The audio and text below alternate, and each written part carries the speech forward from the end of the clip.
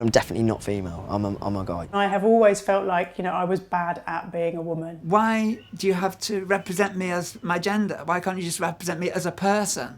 Record numbers of people in Britain identify as transgender. Referrals to the UK's largest gender identity clinic have quadrupled in the past 10 years. The NHS is struggling to keep up.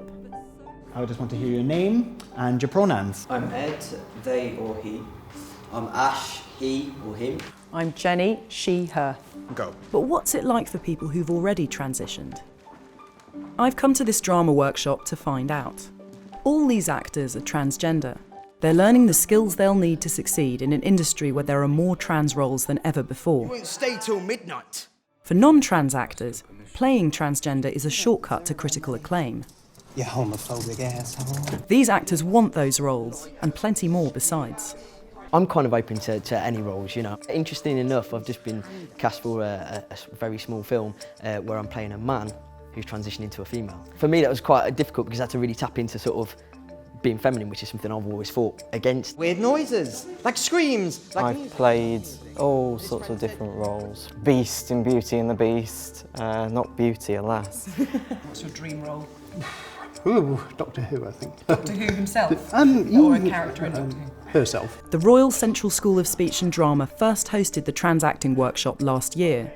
It's a space where trans actors can let themselves be vulnerable, maybe even a bit silly, and be accepted. When people see a trans person, for myself, I always found they always wanted me to perform. And you walk into a room and everyone sort of looks at you and you sort of go, oh, hello, do I have to do this for you every time I walk in the fucking room? Do you think that trans actors might have a particular insight into what it is to explore different identities, play different roles? Absolutely. That non-trans actors Absolutely. I have spent most of my life playing a role, kind of pretending to be as near to normal as possible. Once upon a time, there was a child who didn't know what fear was, and he wanted to find out. I'm catching up with some of the acting students to learn more about who they are now they've transitioned. In Stratford-upon-Avon, I meet Ash. When he's not auditioning for EastEnders and Hollyoaks, he works front of house at the Royal Shakespeare Company. His workmates don't know he's trans. I'm sure if they watch this, they might put two and two together. They probably would. Who knows?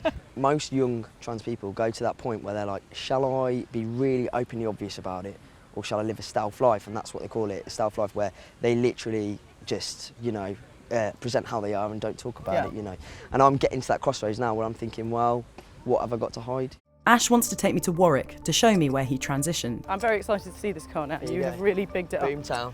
Look at that baby. I didn't feel comfortable in my skin, and I thought it was because I needed to lose some weight. So I went on a mad, crazy diet, had what I saw in my eyes as the most amazing figure in the world because I was dead straight, and I loved that. And then I got back home from uni, and I had a girlfriend at the time, and I was still in female body and stuff. Technically, life was looking brilliant, I was going to move in with this girl, but for some unknown reason, I wasn't moving forward with my life. I started to question, actually, it's not sexuality, it's gender. How much does medical intervention, the hormones and the surgery, how much does it matter? To me, it matters massively. I can't see myself having any other body than male. When he transitioned, Ash was taking tour groups around Warwick Castle dressed as a peasant. First a female one, then a male one. There is an elite group of peasants, you can't just become a peasant, Jenny. This is where I transitioned. It will always hold a place in my heart because it was a bubble that I lived in for 3 years that I just felt really safe in. For the first time ever, I'm excited about my future. I'm excited about the life that I can live now. The way you talk, it sounds like it's very black and white for you that you're male now. Yeah. Definitely. I'm just a standard lad. I'm just a normal. I hate using that word, right? But for the purpose of what I'm trying to explain, I'm your average guy.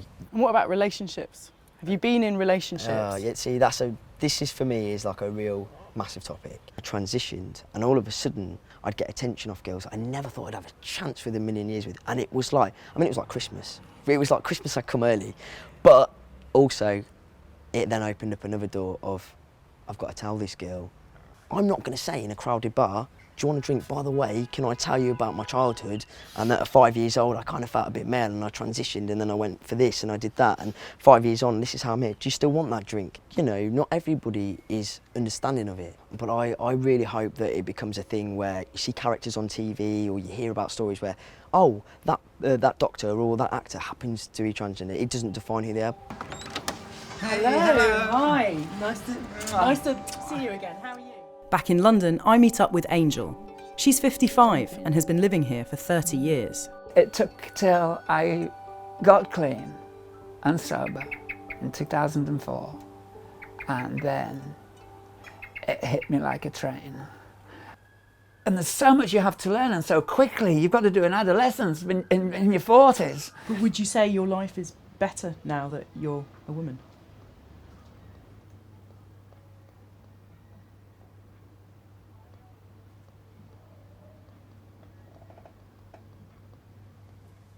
Gosh, that's a really hard question to ask.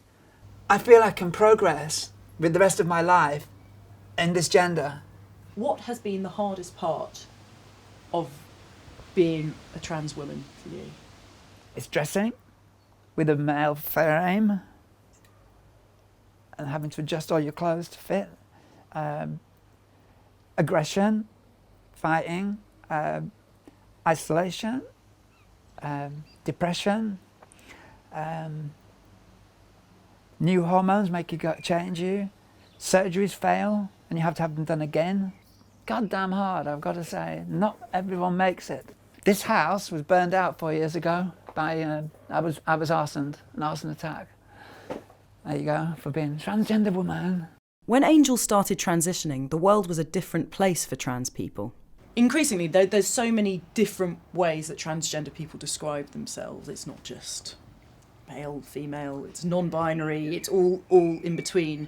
But does that sort of variety of possibilities, does that make it easier for someone in your position? Or does it make it harder?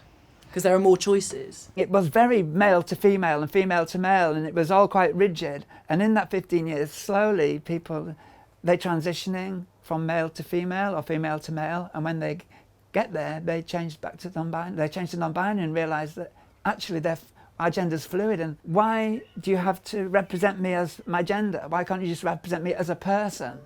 Hello. Hi, how are you doing? Good to see you again. I describe myself as either non-binary, gendered or genderqueer or just a queer. And what does that mean?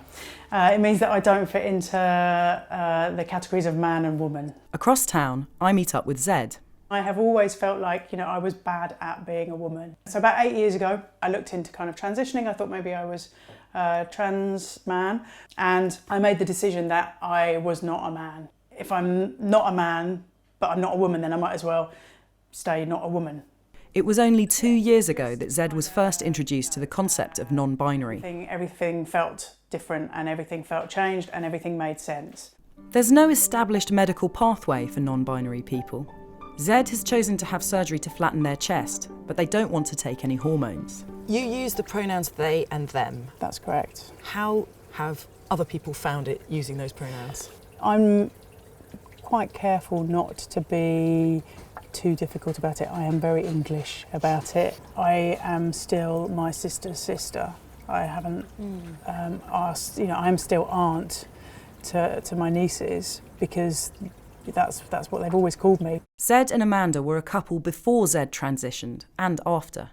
Did your relationship change when Zed transitioned? Well, it's been a process and I think I've been involved in it all the way, so it's a bit kind of fish and water. You don't necessarily notice the changes.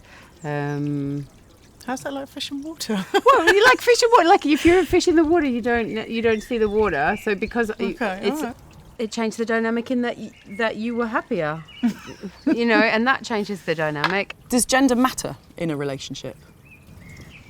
I think gender matters in any kind of relationship because you're always doing gender in some way. Show me a heterosexual couple that's not doing gender as they kind of go about their business of loving each other. I think the moments when you can transcend gender are magical, rare moments. But those moments exist. There are moments when love can transcend gender. At this point, do we get some kind of like nice music and sort of, you know? In the process of making this film, I have met a lot of different trans people who seem to have so many different understandings of what it is to be trans. Do you think there is a sort of singular trans experience, a common thread? No, I think everyone has their own experience, and I think they are wild and vastly different and amazing all in their own ways.